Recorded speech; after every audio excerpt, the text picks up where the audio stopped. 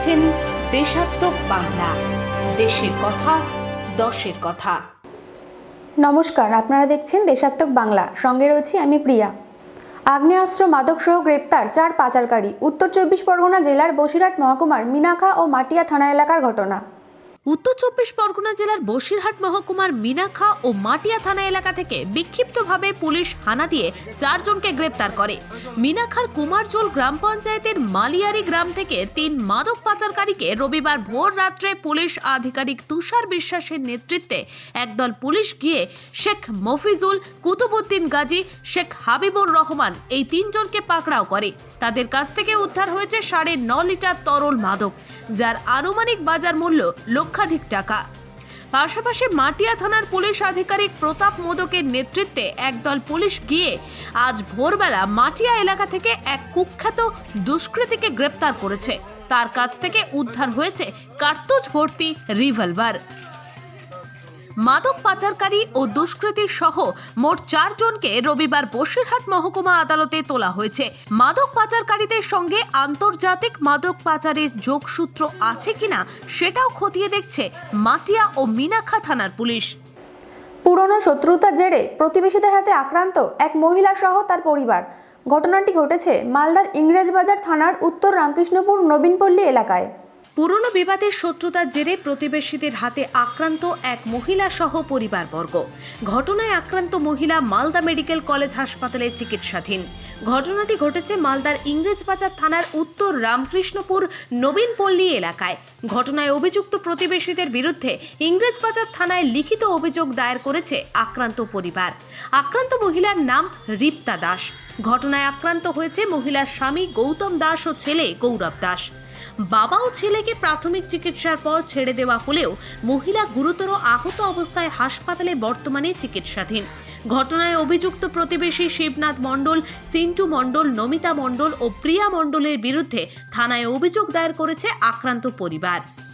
জানা গেছে প্রায় 2 বছর আগে দুই পরিবারের মধ্যে নোংরা ফেলাকে কেন্দ্র করে বচসার সূত্রপাত। পরবর্তীতে পুলিশের দ্বারস্থ হয়েছিল গৌতম দাসের পরিবার। আর সেই মামলা প্রত্যাহার করতে বারবার প্রতিবেশীদের হুমকিতে পড়তে হচ্ছিল গৌতম দাসের পরিবারকে। আর এই নিয়ে শনিবার রাতে গৌতম দাসের অনুপস্থিতিতে বাড়িতে ঢুকে তাঁর স্ত্রী রিপ্তা দাসের ওপর আক্রমণ করে প্রতিবেশী শিবনাথ মণ্ডলের পরিবার। বাঁচাতে এসেছিল গৌরব দাস ও স্বামী গৌতম দাস। তারা বাঁচাতে এসে তারাও আক্রান্ত হন। পরে স্থানীয়রা পরিস্থিতি নিয়ন্ত্রণে আনে। ঘটনায় অভিযুক্ত শিক্ষক মণ্ডলী গোটা পরিবারের বিরুদ্ধে ইংরেজবাজার থানায় লিখিত অভিযোগ দায়ের করেছে আক্রান্ত মহিলার পরিবারবর্গ।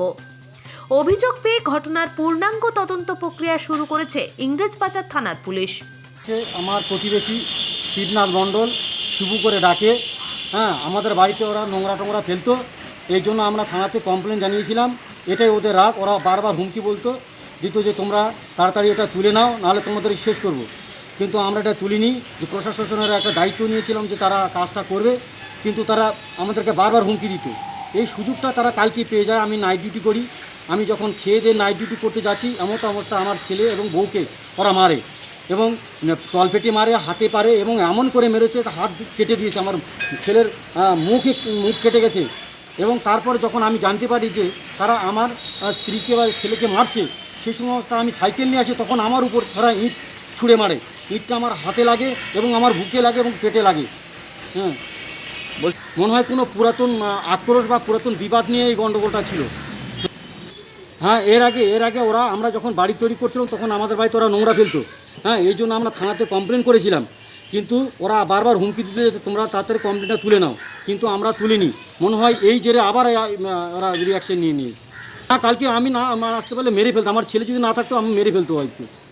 কারা শিবু মণ্ডল মানে শিবনাথ মণ্ডল, নমিতা মণ্ডল, সিন্টু মণ্ডল, পিয়া মণ্ডল।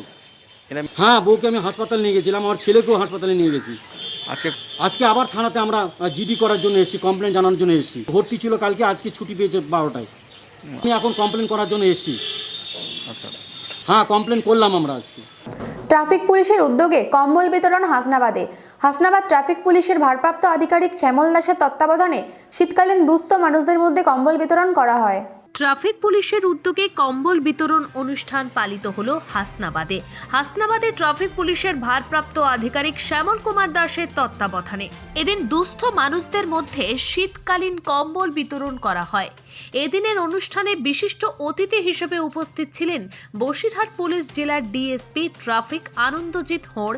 এছাড়াও ছিলেন হাসনাবাদের সিআই অরূপ কুমার সরকার। এদিনের অনুষ্ঠান মঞ্চ থেকে শতাধিক দুস্থ মানুষের হাতে কম্বল তুলে দেওয়া হয় হাসনাবাদ ট্রাফিক পুলিশের পক্ষ থেকে। একই মঞ্চ থেকে এদিন কম্বল বিতরণ ছাড়াও দুজন সিভিক ভলেন্টিয়ার ফোর্সকে বিগত দিনে তাদের ভালো কাজের নিরিখে বিশেষ সম্মানে সম্মানিত করা হয়। মন্টু দাস ও সনাতন সরকার নামে এই দুই সিভিক ভলেন্টিয়ার কর্মীর হাতে পুরস্কার তুলে দিলেন ট্রাফিক ডিএসপি আনন্দজিৎ হোড়। তিনি বলেন, প্রশাসন মানুষের পাশে আছেন, এটাই এই ছোট্ট প্রয়াসের মধ্য দিয়ে মানুষের কাছে পৌঁছে দেওয়া হলো। আগামী দিনে যাতে আরো বেশি করে মানুষের পাশে দাঁড়িয়ে মানুষের সেবায় নিয়োজিত হওয়া যায় সেদিকেই নজর দিতে হবে।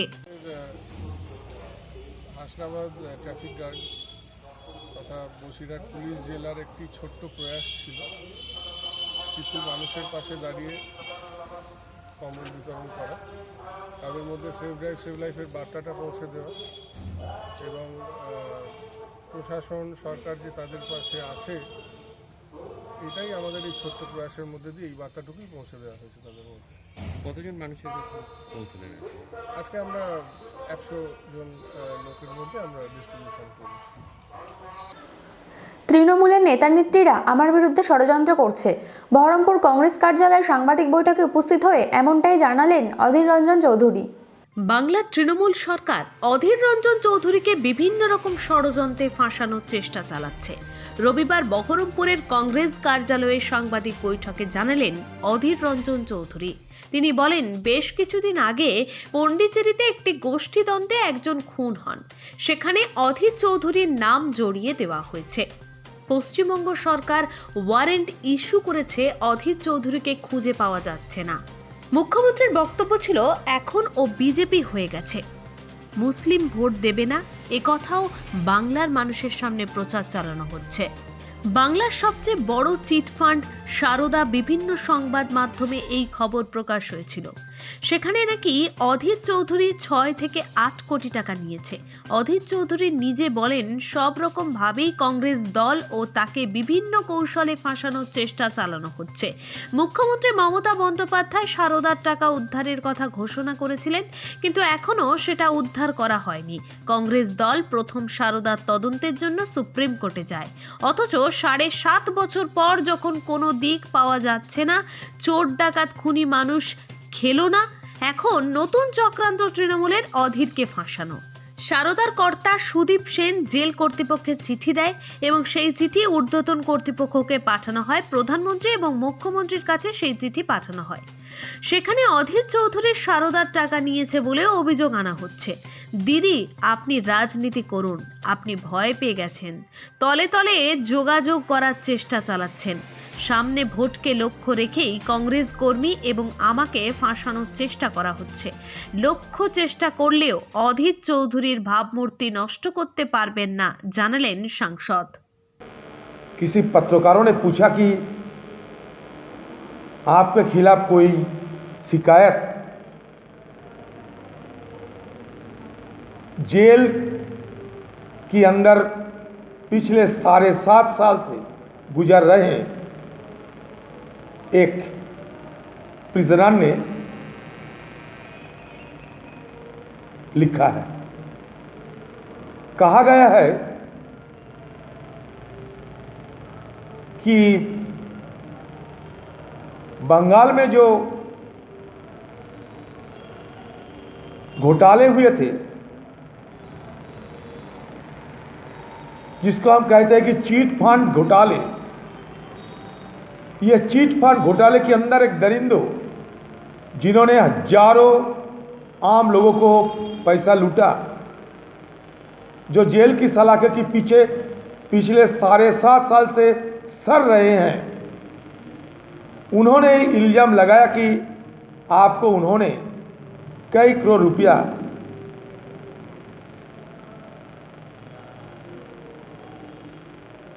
रिश्वत दिए थे।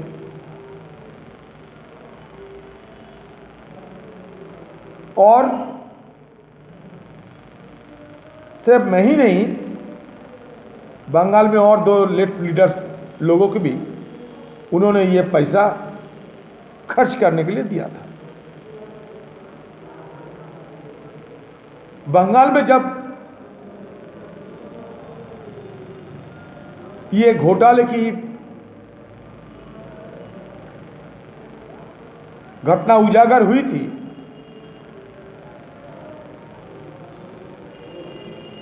तब सदन के अंदर, सदन की बाहर, सड़क से सदन तक कांग्रेस पार्टी की तरफ से हम लोग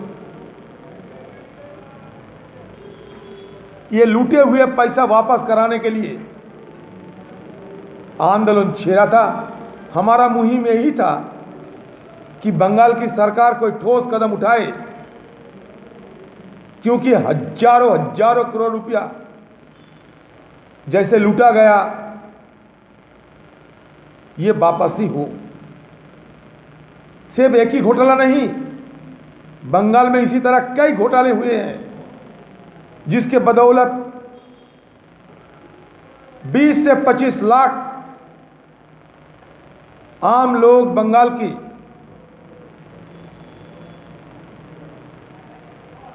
उनको लूटा गया। सरकार हमें मुगालने के लिए, खुश करने के लिए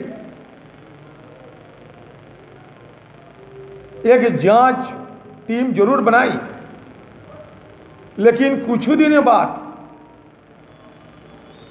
जब हम लोग देखा कि यह जांच टीम सरकार की आदेश पे काम कर रहे हैं और एक घोटाले की उजागर यहाँ नहीं होने वाला है, तो कांग्रेस पार्टी की तरफ से हम लोग सब मिलकर सुप्रीम कोर्ट जाकर गुहार लगाई कि सूबे की सरकार की जांच से हम संतुष्ट नहीं हैं, हमें सीबीआई जांच की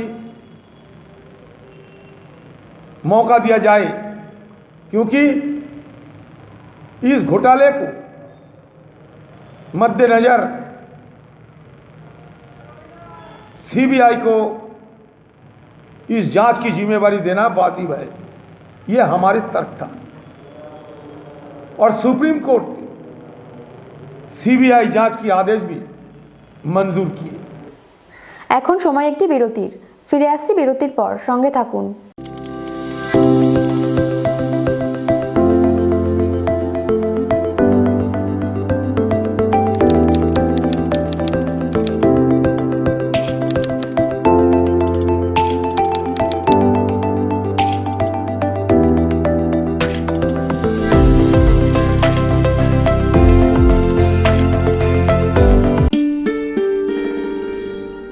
ইলেকট্রনিক্স জগতে নতুন বিস্ময় New Biswas Electronics. Sony, LG, Samsung, Philips প্রভৃতি বিশ্বমানের কোম্পানির 14 ইঞ্চি, 21 ইঞ্চি, 29 ইঞ্চি ছাড়াও এলসিডি প্লাজমা টিভি পাবেন নিউ বিশ্বাস ইলেকট্রনিক্সে। গৃহিণীর প্রথম পছন্দ নিউ বিশ্বাস ইলেকট্রনিক্স। ওয়ালপুল, ভিডিওকন প্রভৃতি কোম্পানির ফ্রিজ, ওয়াশিং মেশিনও পাবেন নিউ বিশ্বাস ইলেকট্রনিক্সে। স্যামসুং, ফিলিপস, ক্ল্যারিয়ন প্রভৃতি কোম্পানির মিউজিক সিস্টেম, ডিভিডি প্লেয়ারেরও একমাত্র শীততাপ নিয়ন্ত্রিত প্রতিষ্ঠান new Biswas electronics. New Biswas electronics, Subhadra market, Thakurnagar.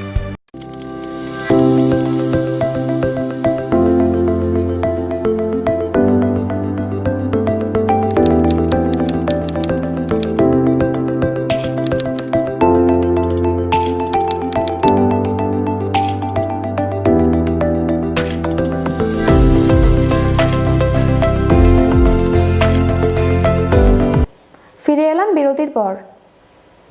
কৃষি আইন প্রত্যাহারের দাবিতে আগামী 8ই ডিসেম্বর দেশজুড়ে ধর্মঘটের ডাক কৃষকদের। সারা ভারত বন্ধের ডাক দিয়েছে। তারই সমর্থনে আমাদের সংগঠন all party socialist unity association communist party তারাও এই বন্ধকে সর্বাত্মকভাবে পরিক্রমা করছে। আগামী লক্ষ কৃষক ভারতবর্ষের বিভিন্ন রাজ্য থেকে উত্তরপ্রদেশ থেকে শুরু করে পরিবারে মানবন থেকে শুরু করে শিশু সকলেই তারা সবে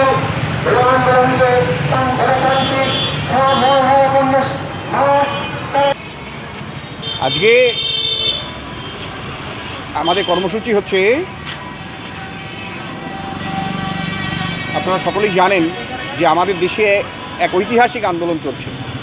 আমাদের দেশে কৃষকেরা যারা বঞ্চিত, এতদিন ধরে তাদের বুকের ভেতরের বঞ্চনা ব্যথা তা আজকে বিক্ষোভে ফেটে পড়েছে। লক্ষ লক্ষ কৃষক গত 26শে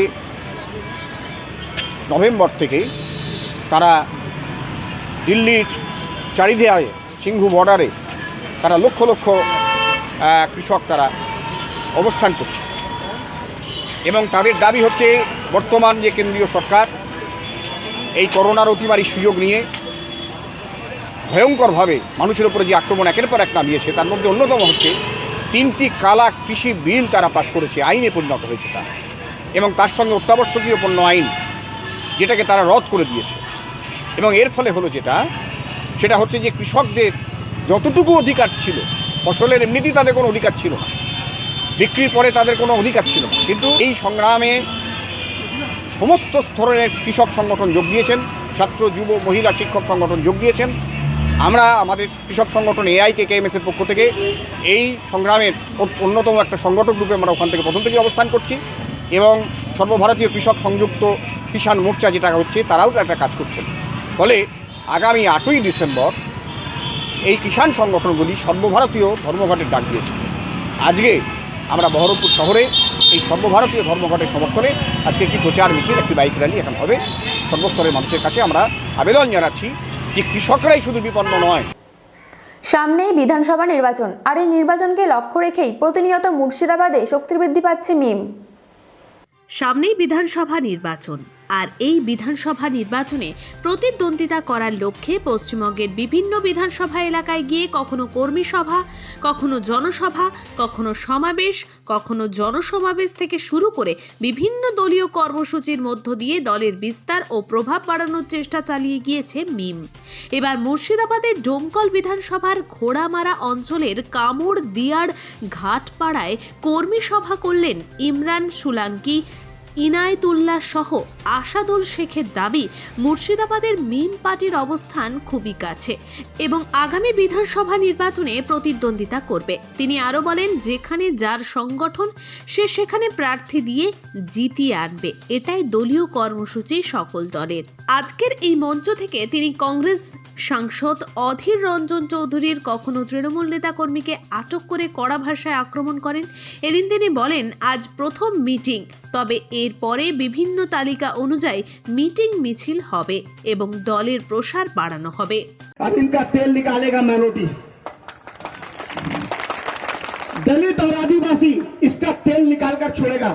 आदत हो गया ना इनको गद्दी पे बैठने का, बहुत गद्दी पे बैठ गए। अब इनको गद्दी पे आप डरा रहे हैं कि घसका जरा सा अगर घसक गया ना तो दीदी का सरकार गिर जाए भाई। अरे हमको क्या मिला? हम तो कल भी वही खड़े थे, कांग्रेस के हुकूमत में माइनॉरिटी वही खड़ा था, CPM की सरकार में भी वही खड़ा था, और हमारी दीदी के सरकार में माइनॉरिटी का यही हाल है। तो हमको कौन आए कौन गए इससे क्या मतलब है? हमको किससे तो सोचना ही नहीं चाहिए कि कौन आ रहा है कौन जा रहा है। हम तो पहले से ही मजलूम लाचार, हम तो यतीम है। एक बाबा बच्चा का जब बाप मर जाता है ना, कोई बच्चा जब यतीम हो जाता है, यतीम समझते हैं ना आप लोग, जब बच्चा यतीम हो जाता है ना तो अड़ोस पड़ोस का जो आदमी किसी को कभी चाटा नहीं मारा उस बच्चे को ही मारता है, इसलिए कि उसका कोई वारिस होता नहीं है। आज हम लोगों का सियासी वारिस नहीं होने की वजह से आज हम लोगों का यह हाल है। आज ऑल इंडिया मजलिस इत्तेहाद मुस्लिमीन आप लोगों को चिल्ला रही है कि अब भी समझ जाइए, इनके फसाद वाले बातों में मत आइए कि ये वोट काटने आया है। अगर इस तरह से ये मौका आप लोगों ने नहीं दिया तो याद रखिए आने वाली नस्ल आपको माफ नहीं करेगी। দেখুন, রাজনীতিতে কোনো বি টিম হয় না। আর যা বি টিম যা বলছে, যে মানে আপনার কংগ্রেস বলছে, তৃণমূল কংগ্রেস বলছে, এদের বি টিম বলার কি কোনো দায়িত্বই নেই। কেন বি টিম হতে গেলে মিম পার্টি 19টা আসন লড়াই করেছে পশ্চিমবঙ্গে, বিহারে 5টা আসন জয় করেছে। কংগ্রেস ওখানে 70 লড়েছে, 51টা ফায়দা কার করে দিয়েছে। ওটা তো করেছে ফায়দা, আমরা তো ওটা বলছি না। এখন সব থেকে বড় উদাহরণ হায়দ্রাবাদ ইলেকশন, এখন যা নিকায় চুনাव হয়েছে হায়দ্রাবাদে, 4 তারিখে রেজাল্ট বেরিয়েছে, কংগ্রেস একটা সিট নিয়েছে, 150 সিটে লড়েছে। তাহলে আমরা কি বলবো মিম পার্টি ওখানে শক্তিশালী আছে, যেখানে মিম পার্টি আছে ওখানে কেন কংগ্রেস ইলেকশন লড়েছে? দরকার ছিল না। তাহলে এইসব কথা মানে ভুল ধারণা, লোকের কাছে মনে একটা ভুল ধারণা, মুসলমানকে বিজেপি ভয় দেখিয়ে নিজের রাজত্ব করার ইচ্ছে আছে। মুর্শিদাবাদে আপনি কি ভাবছেন, কতটুকু স্ট্রং, কিরকম পরিস্থিতি? আমরা মুর্শিদাবাদে খুব স্ট্রং আছি। আপনার জঙ্গিপুর আমার মিটিং হয়েছে, লালবাগে হয়েছে, লালগোলা হয়েছে, আজকে এখানে দমকলে প্রথম মিটিং হয়েছে। মুর্শিদাবাদ আমাদের পার্টি খুব স্ট্রং আছে। আর যা আমরা ইলেকশন লড়বো, তো আমরা পার্টি যা প্রেসিডেন্ট আছে ওনার সঙ্গে কথা বলবো, কথা বলে ওনার সঙ্গে কথা বলে কাজ করব, কত শীঘ্র আমরা লড়তে পারি, ওনাকে আমরা কত কনভিন্স করতে পারি। আর আমাদের কর্মী যেখানে যেখানে আছে আমরা পুরো ম্যাপ বানিয়ে ওনাকে দিব। মুর্শিদাবাদে দেখুন এটা কথাটা এখন বলা যাবে না, যখন ইলেকশন আসবে তখন বলা যাবে। তো আমার পার্টি প্রেসিডেন্ট যা আমাদের ওনাকে ম্যাপ বানিয়ে দিব পুরো, উনি যা বলবেন সেটা হবে। এখানে কি পি আর তৃণমূল কংগ্রেস তো আমরা বুঝি একটা সিক্কার দু পেহলু, যা হিন্দিতে বলে এক সিক্কা কা দু পেহলু। মিম আসবে এখানে, আমরা খুব মানে 7 বছর ধরে কাজ করছি, আমাদের কর্মী সবাই কাজ করছে, জেলেও গিয়েছে। আমার মাননীয় মুখ্যমন্ত্রী মমতা ব্যানার্জি এখানে সাগরদিঘি এসে বলে গেছে কি এখানে হায়দ্রাবাদ থেকে দল আসছে, টাকা দিয়ে ছড়াচ্ছে, ঠিক আছে? তো আমরা খুব ক্ষমতায় আছি আর আমরা খুব তাকাতে লড়বো ইনশাল্লাহ। কৃষক স্বার্থবিরোধী কালাকৃষি আইন ও জাতীয় শিক্ষানীতি বাতিল সহ কেন্দ্র সরকারের জনস্বার্থ বিরোধী নীতিগুলির প্রতিবাদে পদযাত্রা বহরমপুর গ্র্যান্ড হলের সামনে থেকে শুরু করে পুরো শহর পরিক্রমা করে এই দিনের পদযাত্রা। কৃষক স্বার্থবিরোধী কালা কৃষি আইন ও জাতীয় শিক্ষানীতি 20 বাতিল সহ কেন্দ্র সরকারের জনস্বার্থ বিরোধী নীতিগুলির প্রতিবাদে বাবরি মসজিদ ধ্বংসের কালো দিনে সাম্প্রদায়িক সম্প্রীতির রক্ষার্থে পদযাত্রা বহরমপুরে। শিল্পী, সাংস্কৃতিক ও কর্মী বুদ্ধিজীবী মঞ্চের উদ্যোগে একাধিক দাবিতে বহরমপুর গ্র্যান্ড হলের সামনে থেকে পদযাত্রা শুরু করে বহরমপুর শহর পরিক্রমা করেন এদিনের পদযাত্রা। আমরা আজকে এখানে শিল্পী, সাংস্কৃতিক কর্মী, বুদ্ধিজীবী এর সাথে আমাদের বিভিন্ন পত্র পত্রিকা, নানান যে সাংস্কৃতিক সামাজিক সংগঠন, এই সকলে একত্রিত হয়েছি। আজকে 6ই ডিসেম্বর, প্রত্যেকেই জানেন যে ঐতিহাসিক যে বাবরি মসজিদ, যেটা একটা সৌধ হিসেবে ছিল, তাকে ধ্বংস করা হয়েছিল এবং যারা ধ্বংস করেছিল আজকে যে আমরা যে কমিটেড যে জুডিশিয়ারি দেখছি, তাতেও অস্বীকার করা হয়েছে যে কারা করেছিল তাদের নাকি খুঁজে পাওয়া যাচ্ছে না।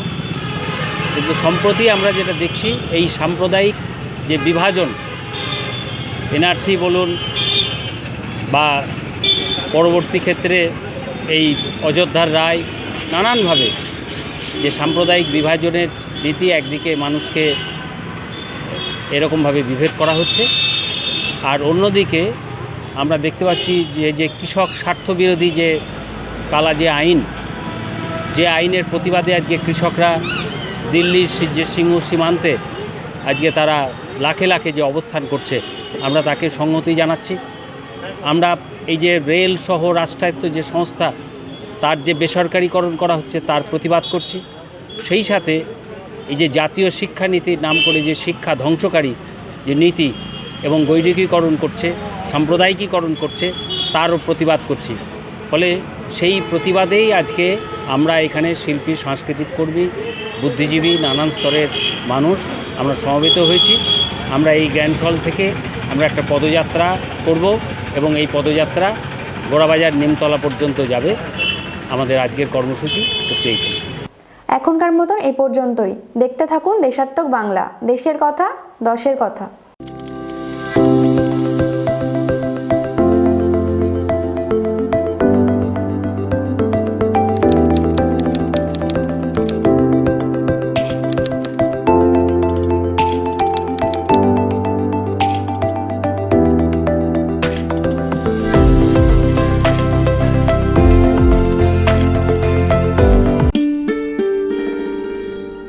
ইলেকট্রনিক্স জগতে নতুন বিস্ময়, New Biswas Electronics. Sony, LG, Samsung, Philips প্রভৃতি বিশ্বমানের কোম্পানির 14 ইঞ্চি, 21 ইঞ্চি, 29 ইঞ্চি ছাড়াও এলসিডি প্লাজমা টিভি পাবেন নিউ বিশ্বাস ইলেকট্রনিক্সে। গৃহিণীর প্রথম পছন্দ নিউ বিশ্বাস ইলেকট্রনিক্স। ওয়ালপুল, ভিডিওকন প্রভৃতি কোম্পানির ফ্রিজ, ওয়াশিং মেশিনও পাবেন নিউ বিশ্বাস ইলেকট্রনিক্সে। স্যামসুং, ফিলিপস, ক্ল্যারিয়ন প্রভৃতি কোম্পানির মিউজিক সিস্টেম, ডিভিডি প্লেয়ারেরও একমাত্র শীততাপ নিয়ন্ত্রিত প্রতিষ্ঠান new Biswas electronics. New Biswas electronics, Subhadra market, Thakurnagar.